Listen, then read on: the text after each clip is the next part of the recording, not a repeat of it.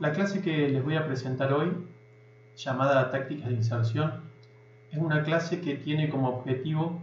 estudiar desde una mirada conceptual y desde una mirada crítica de proyectos construidos cómo funciona el binomio entre estrategia y táctica a la hora de insertar o de comenzar a llevar adelante un proyecto en un sitio determinado. Una imagen que siempre me gustó es este collage de este artista holandés, que para mí representa ese momento crítico, ese momento de la inserción del proyecto en el paisaje, ese momento de tomar las primeras decisiones o criterios de cómo nuestra arquitectura se va a vincular con el entorno. Y de alguna manera veo en el arquitecto que está abajo con el plano un estratega, una persona que está pensando evidentemente en cómo se insertará el proyecto, que tiene planes y que tiene los pies puestos en el sitio, en el terreno. Pero por otro lado también veo este grupo táctico, este grupo comando que trae un edificio impuesto, y entre ellos ese riesgo casi por aplastar el paisaje, por superponer un elemento que no tiene una relación determinada con el contexto, con el entorno. Y creo que la idea de tener una estrategia y tener tácticas, construir nuestra propia estrategia y nuestras propias tácticas, nos permite que nuestros proyectos estén más arraigados al lugar, más arraigados al sitio, más vinculados con la situación que nos toque intervenir. De alguna manera siempre me pareció muy interesante la frase de este ajedrecista polaco, que plantea lo siguiente: plantea que la táctica consiste en saber qué hay que hacer, pero cuando hay algo para hacer. Mientras que la estrategia consiste en saber qué hacer cuando aún no hay nada hecho. Esto me parece muy interesante porque, en primer lugar, pone la estrategia como encabezando este binomio, pone la estrategia en ese momento del proyecto en donde uno debe decidir qué es lo que hay que hacer, y pone la táctica subordinada a esta estrategia como la herramienta donde ya, a partir de saber lo que hay que hacer, puedo empezar a tomar decisiones más tácticas, valga la redundancia, más específicas. Entonces en este momento nosotros estamos como el ajedrecista frente a un tablero de juego que es la ciudad, donde al igual que en la mesa de ajedrez ya hay jugadas previas, ya hay preexistencias, ya hay situaciones dadas e intervenciones ya realizadas. Por ende, nosotros debemos construir una estrategia que permita entender cómo se va a desarrollar nuestro proyecto, siempre a partir de una profunda interpretación del lugar y del sitio, que es algo que ustedes ya han trabajado y están trabajando, de la recolección de datos, de información, de relevamientos del lugar, pero no solo como una colección de elementos, sino tamizados a través de una mirada interpretativa, de una mirada personal, como proyectistas, para comenzar a plantear estrategias que resuelvan esta jugada que tenemos sobre la mesa. Y yendo un poco más profundo en estos conceptos, me parece que a lo que planteaba en relación al ajedrez Manuel Gausa lo traduce a la arquitectura y me parece que le agrega un contenido extra. Él habla de que la estrategia tiene más que ver con una lógica global, con un sistema más abstracto que va a permitir dirigir operaciones. Mientras que la táctica es un conjunto de reglas y relaciones. Es más un dispositivo operativo que va a permitir facilitar una evolución local. ¿Qué me parece interesante de esto? Que la estrategia es una mirada más global,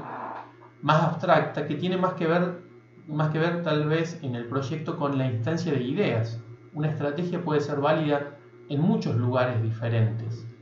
Pero las tácticas, o sea, las reglas y relaciones que nosotros generamos dentro de esa estrategia, nos ayudan a que esta evolucione de manera local, es decir, evolucione en nuestro sitio. Frente a estrategias similares,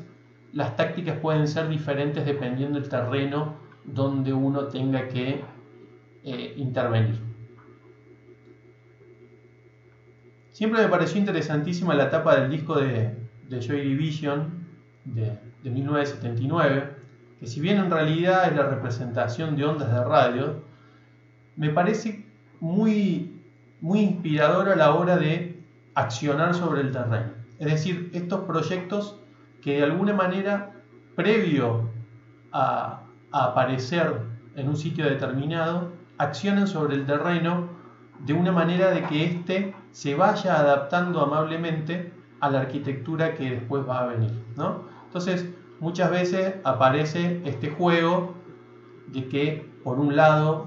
yo puedo generar elevaciones, puedo tener elevaciones en el terreno, y por otro lado también puedo pensarlo en negativo, es decir, puedo pensar terrenos que de alguna forma formen espacialidades por debajo del plano cero. En relación a esto vamos a ver dos casos particulares que trabajan, el primero con la idea de el movimiento del terreno o el movimiento de la arquitectura como una especie de plataforma, y el segundo el movimiento del terreno o la utilización de las preexistencias como una especie de vacío subterráneo. Me interesa mostrar este proyecto porque particularmente uno siempre tiene la idea de esta imagen del proyecto, de esta arquitectura absolutamente pura que se asienta sobre un pequeño pedestal, y parecería ser que esta es toda la arquitectura que hay en este proyecto, cuando en realidad, cuando uno va en profundidad con una mirada crítica, empieza a encontrar que este elemento acristalado, liviano, se posa sobre una plataforma muy sutil, muy compacta, muy en relación al terreno, que lo pone justamente en valor para trabajar en conjunto. Entonces, ya en las maquetas de Mies, en esta obra ubicada en Berlín, en un Berlín de posguerra, realmente uno entiende que este gran techo y este gran cristal están puestos en un podio, el terreno ha sido modificado, ha sido elevado y ha sufrido efectos que generan accesibilidad, que generan continuidad con el espacio público, salvando una diferencia de nivel que particularmente venía dada. Incluso genera situaciones interiores que no tienen nada que ver con la caja de cristal que está por arriba, sino que tienen que ver con salvar un desnivel, como veíamos en la primera imagen, donde apenas si está levantado el edificio en un par de escalones que lo elevan, para llegar a otro mucho más bajo de la calle por detrás, generando un patio intermedio, un patio interior que permite que el museo se expanda al aire libre. Es decir, siempre que un proyectista se enfrenta a un museo, una de las grandes complejidades es que tipológicamente funcionan mejor cuando son cerrados por cuestiones de iluminación, cuando la iluminación es cenital. Yo lo que creo que Mies interpreta perfectamente es que la necesidad de la caja cerrada le genera a él la idea de un basamento, permite insertarse en el sitio con un desnivel dado de manera muy sutil y permite sacar a flote una caja de cristal, casi un llamador de la actividad que hay adentro, que es la que finalmente genera una imagen icónica, pero que no es todo el edificio. Entonces, estos patios interiores excavados en este basamento, creo que de alguna manera hablan claramente de la estrategia de inserción de Mies. Es decir, poner en el desnivel la caja cerrada abierta a esos patios para liberar en la superficie una gran plaza que pone en valor edificios históricos del paisaje urbano, que con lo silencioso de su arquitectura estos edificios, este paisaje resalta más, pero sin olvidar que la interioridad del espacio de la arquitectura también es una necesidad y también puede desprenderse de una determinada manera de insertarse en el sitio. Es así que la estrategia general de armar el basamento para luego posarse sobre él, una estrategia que después Hudson va a desarrollar de manera muy interesante, fundamentalmente en la ópera de Sydney, Campos Baeza en ejemplos más recientes en sus casas que van entre lo estereotómico y lo tectónico, entre el podio y el elemento superior. Mies lo entiende y lo utiliza para salvar una diferencia de nivel entre una vía de tránsito muy rápido, donde este elemento es un elemento simbólico muy aprehensible para la velocidad de tránsito de ese lugar, y con esta plataforma que va ahuecando para realizar los patios, logra hacer el descenso hasta la otra vía más funcional, donde incluso genera ingresos al edificio de servicio que van recortando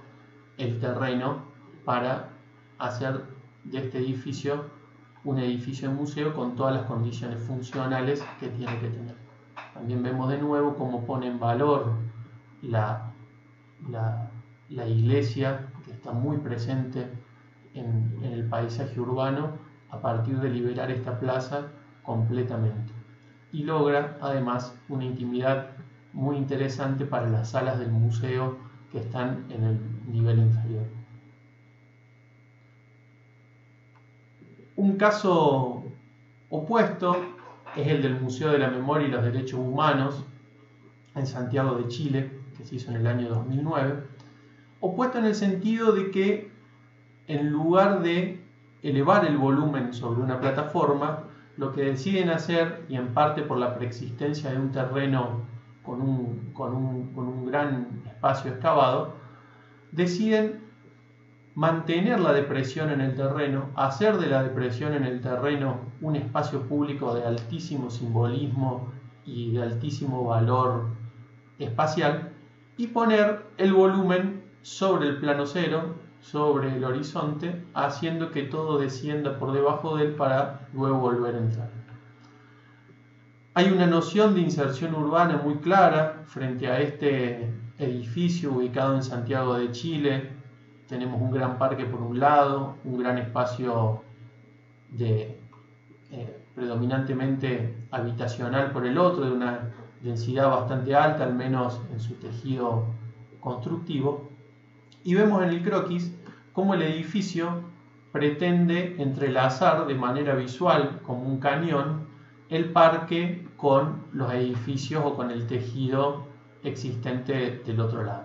Pero siempre, y yo creo que esta es la base estratégica de este proyecto, mantener este vacío inferior como un espacio más íntimo, como un espacio que aporta mucho al simbolismo de este museo, que habla sobre los derechos humanos. Entonces aparece como estrategia principal de este proyecto. Espacialmente, el proyecto, a diferencia del de Mies,